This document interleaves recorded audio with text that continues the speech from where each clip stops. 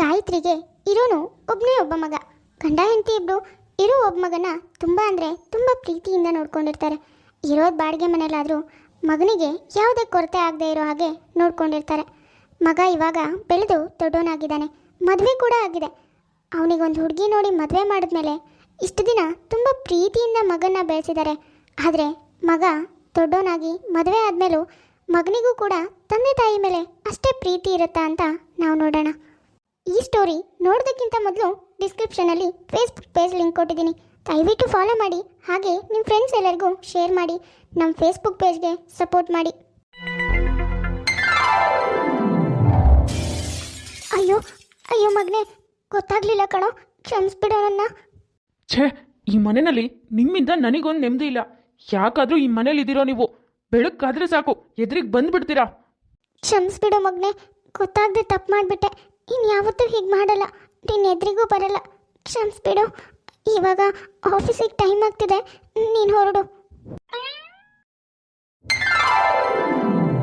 ರೀ, ಇವತ್ತು ನಿಮ್ಮ ಹುಟ್ಟಿದಬ್ಬ ಅಲ್ವಾ?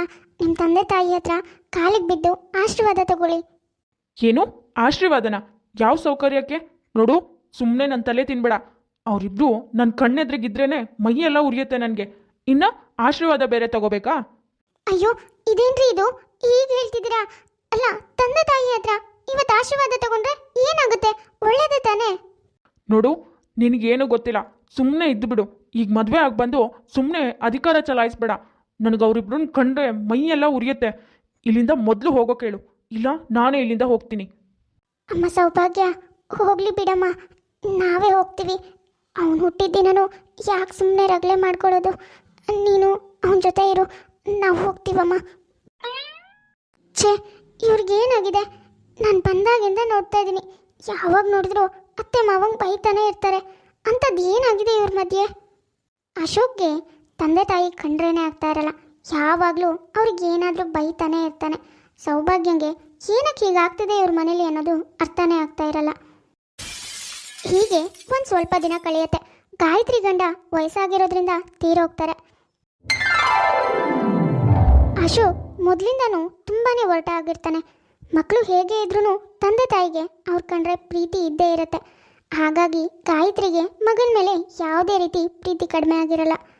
ಮಗನೇ, ಅದು ನನ್ನ BP ಮಾತ್ರೆ ಎಲ್ಲ ಖಾಲಿ ಆಗಿದ್ದಾವೆ ಕಣೋ. ನೀನು ಆಫೀಸಿಂದ ಬರ್ತಾ ನನಗೆ BP ಮಾತ್ರೆ ತೊಗೊಂಬರ್ತೀಯಾ?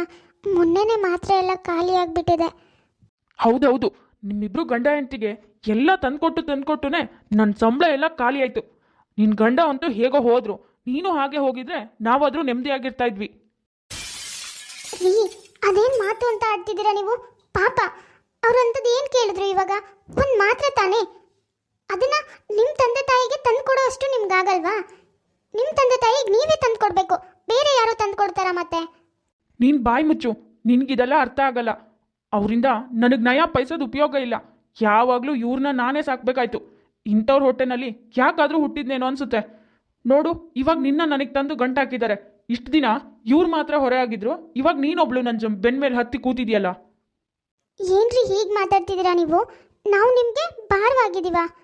ನೋಡು, ಬಾಯಿ ಮುಚ್ಕೊಂಡು ನಾನು ಹೇಳ್ದಂಗೆ ಕೇಳ್ಕೊಂಡು ತೆಪ್ಪಗಿರು. ಇವ್ರನ್ನ ವಹಿಸ್ಕೊಂಡು ಬಂದರೆ ಆಮೇಲೆ ಇವ್ರ ಜೊತೆಗೆ ನಿನಗೂ ಈ ಮನೇಲಿ ಮರ್ಯಾದೆ ಇರಲ್ಲ. ಅಮ್ಮ ಸೌಭಾಗ್ಯ, ಹೋಗ್ಲಿ ಬಿಡಮ್ಮ. ನನ್ನ ಸಲುವಾಗಿ ನೀನು ಯಾಕೆ ನಿನ್ನ ಗಂಡನ ಜೊತೆ ಜಗಳ ಮಾಡ್ಕೊಳ್ತೀಯ? ಅಶೋಕ, ಹೋಗ್ಲಿ ಬಿಡಪ್ಪ. ನೋಡಮ್ಮ, ನನ್ನ ಹೆಂಡತಿ ನನ್ನಿಷ್ಟ. ನಾವು ಜಗಳನಾದರೂ ಮಾಡ್ಕೋತೀನಿ, ಇನ್ನೊಂದಾದರೂ ಮಾಡ್ಕೋತೀವಿ. ನೀನು ನನ್ನ ಹೆಂಡತಿ ಸುದ್ದಿಗೆ ಬರಬೇಡ. ಎಷ್ಟಿದೆಯೋ ಅಷ್ಟು ನೋಡ್ಕೊ ನಿಂದು. ಛೇ, ನಿಮ್ಗೇನಾಗಿದೆ? ಯಾವಾಗ ನೋಡಿದ್ರು ಅತ್ತೆ ಮಾವನ್ನ ಬೈತಾನೆ ಇರ್ತಿರಲ್ಲ. ಅಂಥದ್ದು ಅವ್ರು ಏನು ಮಾಡಿದ್ದಾರೆ ನಿಮಗೆ? ಸಾಕು, ಬಾಯಿ ಮುಚ್ಚೆ. ನಿನ್ನ ಅತ್ತೆ ಮಾವನ ಜೊತೆಗೆ ಸೇರಿ ಏನು ನೀನು ಬಾಯಿ ಮಾಡೋದು ಕಲ್ತಿದ್ಯಾ ಹೇಗೆ? ಅಶೋಕ, ನಿನಗೆ ಆಫೀಸಿಗೆ ಟೈಮ್ ಆಗ್ತಿದೆ, ನೀನು ಹೊರಡಪ್ಪ. ಅತ್ತೆ, ನಿಮ್ಮ ಮಗನಿಗೆ ಏನಾಗಿದೆ? ಯಾವಾಗ ನೋಡಿದ್ರು ನಿಮ್ಗೇನಾದರೂ ಒಂದು ಹೇಳ್ತಾನೆ ಇರ್ತಾರೆ. ಯಾಕತ್ತೆ ಇವ್ರು ಹೀಗೆ? ಏನು ಮಾಡೋದಮ್ಮ, ಮಕ್ಕಳು ಅಂತ ತುಂಬ ಪ್ರೀತಿಯಿಂದ ಸಾಕ್ತೀವಿ. ಮೊದಲೆಲ್ಲ ಚಿಕ್ಕ ಪುಟ್ಟ ವಸ್ತುಗಳನ್ನು ಕೇಳ್ತಿದ್ರು, ಹಾಗಾಗಿ ಕೊಡಿಸ್ತಾ ಇದ್ವಿ. ಆದರೆ ಇವಾಗ ಹಾಗಲ್ಲ, ದುಬಾರಿ ವಸ್ತುಗಳನ್ನೇ ಕೇಳ್ತಾರೆ. ದೊಡ್ಡವರಾಗಿದ್ದಾರಲ್ವಾ, ದೊಡ್ಡವರಾಗಿದ್ದಾರೆ ಅಂತ ದೊಡ್ಡ ದೊಡ್ಡ ವಸ್ತುಗಳನ್ನೇ ಕೇಳ್ತಾರೆ. ಆದರೆ ಅದೆಲ್ಲ ಕೊಡ್ಸೋದಕ್ಕಾಗತ್ತಾ ಹೇಳು? ನಿನ್ನ ಗಂಡನೂ ಹಾಗೆ ದೊಡ್ಡವನಾದ್ಮೇಲೆ ಕಾರ್ ಬೇಕು, ಬೈಕ್ ಬೇಕು, ಐಫೋನ್ ಬೇಕು ಅಂತೆಲ್ಲ ಕೇಳ್ತಿದ್ದ. ನಮ್ಮ ಹತ್ರ ಅಷ್ಟೆಲ್ಲ ಹಣ ಎಲ್ಲಿಂದ ಬರ್ಬೇಕು ಹೇಳು? ಕೊಡ್ಸೋಕ್ಕಾಗಲ್ಲ ಅಂತ ಹೇಳಿದ್ವಿ. ಅವನ ಹತ್ರ ಅದೆಲ್ಲ ಇಲ್ಲ ಅಂದಿದ್ರಿಂದ ಫ್ರೆಂಡ್ಸ್ ಎಲ್ಲರೂ ಗೇಲಿ ಮಾಡ್ತಾ ಇದ್ರಂತೆ.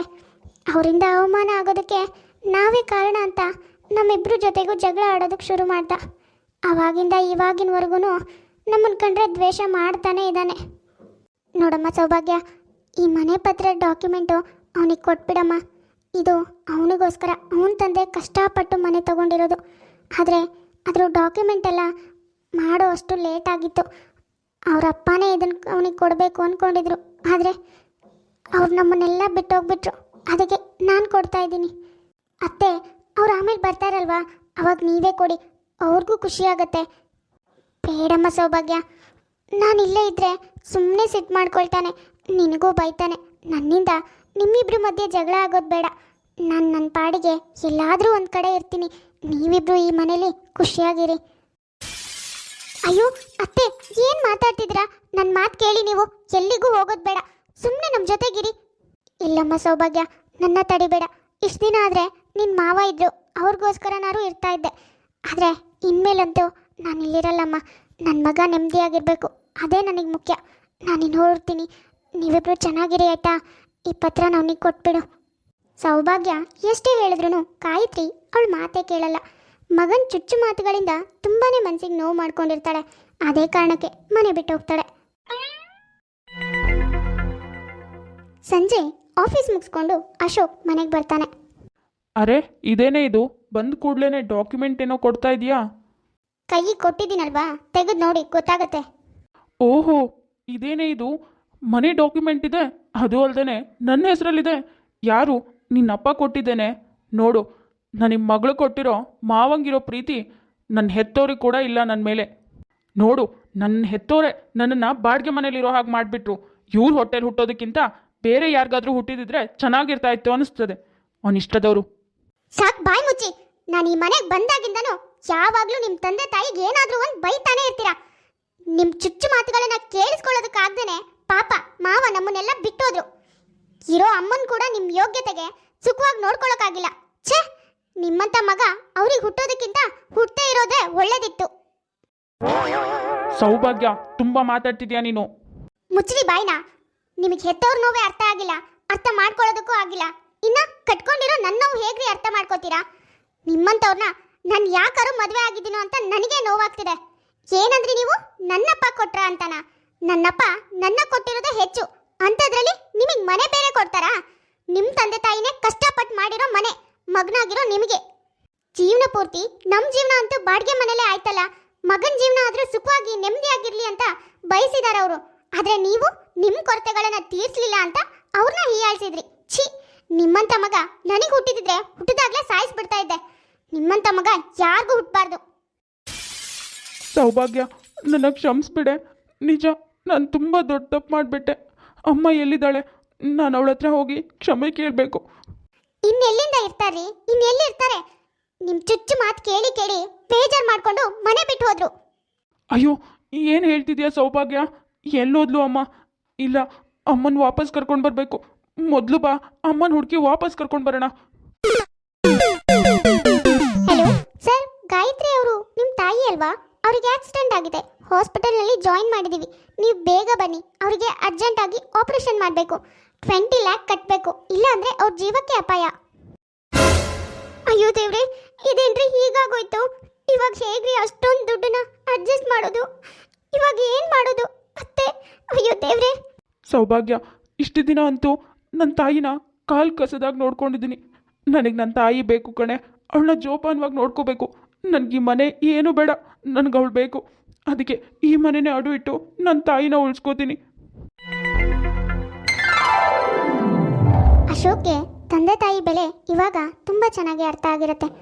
ಅವನಿಗೋಸ್ಕರ ಕೊಟ್ಟಿರೋ ಮನೆನೂ ಬೇಡ, ಮನೆಗಿಂತನೂ ತಾಯಿನೇ ಹೆಚ್ಚು ಅಂತ ಆ ಮನೆನೇ ಅಡು ಇಟ್ಟು ತನ್ನ ತಾಯಿನ ಉಳಿಸ್ಕೋತಾನೆ. ಅಮ್ಮ, ಅಮ್ಮ, ನನ್ನ ಕ್ಷಮಿಸ್ಬಿಡಮ್ಮ. ನನ್ನಿಂದ ತುಂಬ ದೊಡ್ಡ ತಪ್ಪಾಗಿದೆ. ಇನ್ಯಾವತ್ತೂ ಹೀಗೆ ನಿನ್ನ ಜೊತೆ ನಡ್ಕೊಳ್ಳೋದಿಲ್ಲ.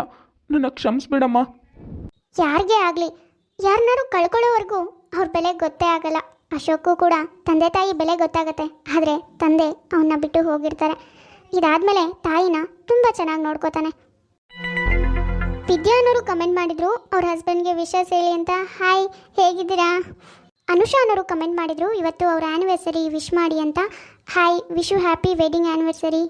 ಭಾನುಪ್ರಕಾಶ್ ಅನ್ನೋರು ಕಮೆಂಟ್ ಮಾಡಿದ್ರು ಹಾಯ್ ಹೇಳಿ ಅಂತ. ಹಾಯ್, ಹೇಗಿದ್ದೀರಾ? ನೋಡಿದ್ರಲ್ಲ ವೀಕ್ಷಕರೇ, ಇವತ್ತಿನ ನಮ್ಮ ವಿಡಿಯೋ ಸ್ವಲ್ಪನಾದರೂ ಇಷ್ಟ ಆಗಿದ್ರೆ ಪ್ಲೀಸ್ ನಮ್ಮ ಚಾನಲ್ನ ಸಬ್ಸ್ಕ್ರೈಬ್ ಮಾಡ್ಕೊಳ್ಳಿ, ಲೈಕ್ ಮಾಡಿ, ಶೇರ್ ಮಾಡಿ, ಹಾಗೆ ಕಮೆಂಟ್ ಮಾಡಿ. ತುಂಬ ಜನ ಹಾಗೆ ವಿಡಿಯೋಸ್ ನೋಡ್ತಾ ಇದ್ದೀರಾ. ಯಾರ್ಯಾರು ಹಾಗೆ ವಿಡಿಯೋಸ್ ನೋಡ್ತಾ ಇದ್ರು ದಯವಿಟ್ಟು ಸಬ್ಸ್ಕ್ರೈಬ್ ಮಾಡ್ಕೊಳ್ಳಿ. ಹಾಗೆ ಪಕ್ಕದಲ್ಲೇ ಇರೋ ಬೆಲ್ ಐಕಾನ್ನ ಕ್ಲಿಕ್ ಮಾಡಿ ಆಲ್ ಅನ್ನೋದನ್ನ ಸೆಲೆಕ್ಟ್ ಮಾಡಿ. ನೆಕ್ಸ್ಟ್ ನಾನು ಯಾವುದೇ ವಿಡಿಯೋ ಹಾಕಿದ್ರೂ ನೋಟಿಫಿಕೇಶನ್ ಬರುತ್ತೆ. ನೋಟಿಫಿಕೇಶನ್ ಮೂಲಕ ನೀವು ವಿಡಿಯೋನ ನೋಡ್ಬೋದು. ಸರಿ ವೀಕ್ಷಕರೇ, ನಾನಿನ್ನ ಹೊರಡ್ತೀನಿ. ನೆಕ್ಸ್ಟ್ ವಿಡಿಯೋದಲ್ಲಿ ಮತ್ತೆ ಸಿಗೋಣ.